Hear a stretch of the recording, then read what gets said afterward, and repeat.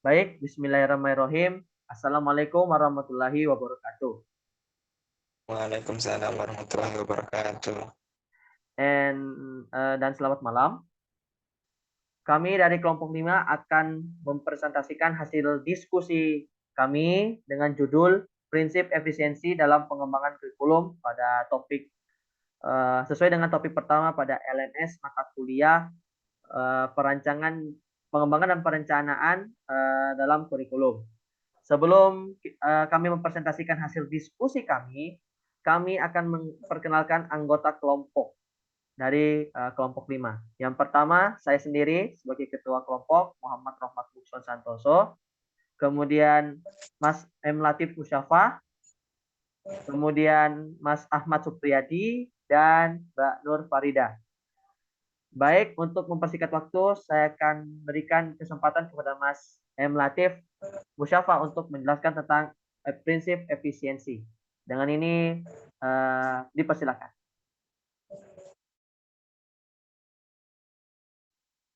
Oke, terima kasih atas kesempatan yang sudah diberikan. Di sini saya akan menjelaskan tentang pengertian dari prinsip efisiensi. Seperti yang kita ketahui, kata efisiensi itu memiliki kata dasar efisien, yang mana dalam KBBI diterangkan bahwasanya efisien adalah melakukan pekerjaan dengan tepat dan mampu menjalankan tugas dengan cermat dan berdaya guna.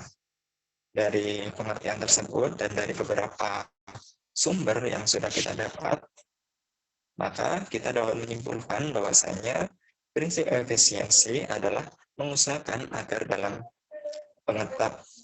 dalam pengembangan kurikulum dapat mendayagunakan sumber daya yang ada secara optimal, cermat, dan tepat sehingga hasilnya sesuai dengan tujuan yang sudah dibuat. Nah, gimana caranya? Ada hal-hal yang perlu diperhatikan dalam menerapkan prinsip efisiensi ini. Yang pertama yakni terkait dengan waktu. Waktu ini terkait dengan target yang sudah dibuat. Tentunya dalam membuat target ada timeline-nya sendiri seperti itu. Yang kedua yakni kaitannya dengan sumber daya keuangan. Apakah dana yang dimiliki sekolah tersebut itu cukup nggak kalau menerapkan kurikulum yang sudah dibuat? Kalau nggak cukup ya harus disesuaikan lagi seperti itu.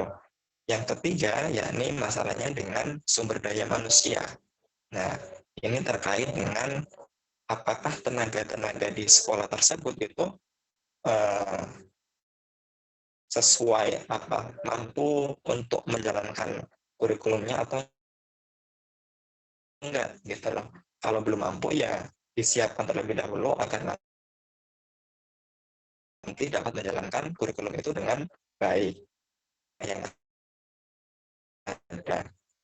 Nah, fasilitas di sekolah tersebut kira-kira sudah cukup memadai nggak untuk menerapkan suatu kurikulum tersebut. Kalau belum memadai, ya harus dimodifikasi terlebih dahulu kurikulumnya. Kalau memang nggak memungkinkan, ya kita coba cari kurikulum yang model lain, seperti itu. Terima kasih. Baik, terima kasih Saudara M. Latif, Mas Latif atas presentasinya. Selanjutnya, untuk tujuan prinsip efisiensi, saya akan berikan kesempatan kepada Mbak Nur Farida untuk menjelaskan tujuan prinsip efisiensi ini. Dengan ini kami persilahkan. Baik, terima kasih atas kesempatan yang diberikan. Saya akan membacakan tujuan prinsip efisiensi. Di sini kami mengungkapkan ada 3 tujuan. Yang pertama yaitu mengurangi atau melakukan penghematan sumber daya dalam melakukan suatu kegiatan.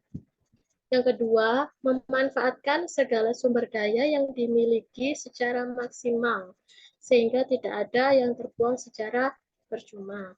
Yang ketiga, efisiensi memilih untuk menggunakan sumber daya seminimal mungkin untuk mendapatkan hasil yang optimal. Atau setidaknya sumber daya yang dipergunakan seimbang dengan hasil yang dicapai. Syukur-syukur kalau bisa hasilnya itu lebih bagus. Gitu. Terima kasih. Baik, terima kasih Mbak Farida atas presentasi tentang tujuan prinsip efisiensi. Berikutnya, contoh implementasi prinsip efisiensi akan dibacakan oleh Mas Ahmad Supriyadi. Dengan ini dipersilahkan. Oke, baik. Baik, terima kasih moderator. Seperti yang dijelaskan oleh pemateri sebelumnya, bahwa prinsip efisiensi itu berasal dari kata efisien, yang mana kata efisien sendiri bisa kita artikan dengan kata hemat. Nah, sebelum kita menerapkan atau mengimplementasikan prinsip efisiensi dalam pengembangan kurikulum, kita harus memperhatikan dalam hal sumber daya manusia, waktu, dan tempat di mana sekolah tersebut berasal. Nah, seperti contoh, ketika kita ingin mengembangkan kurikulum pada sekolah SMA yang notabene waktunya itu lebih sedikit, kita harusnya lebih fokus terhadap materi-materi yang esensial, yang mana mereka akan langsung dapat terapkan baik dalam hal dunia kuliah dan maupun dalam dunia kerjanya mereka.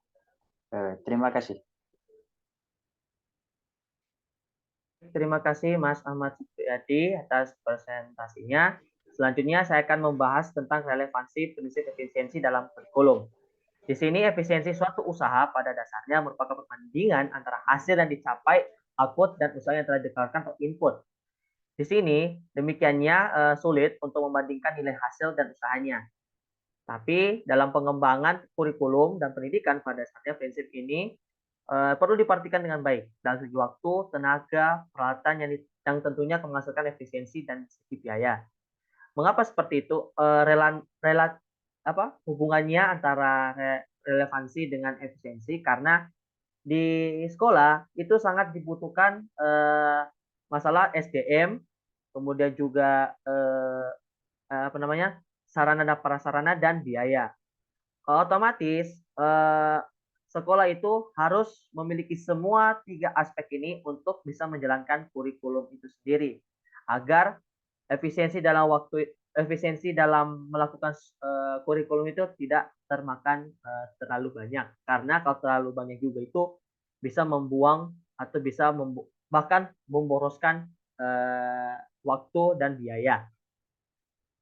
Kemudian untuk kesimpulan yang bisa saya sampaikan adalah kurikulum dikatakan memiliki tingkat efisiensi yang tinggi apabila sarana, biaya, dan minimal dan waktu yang terbatas dapat memperoleh hasil yang maksimal.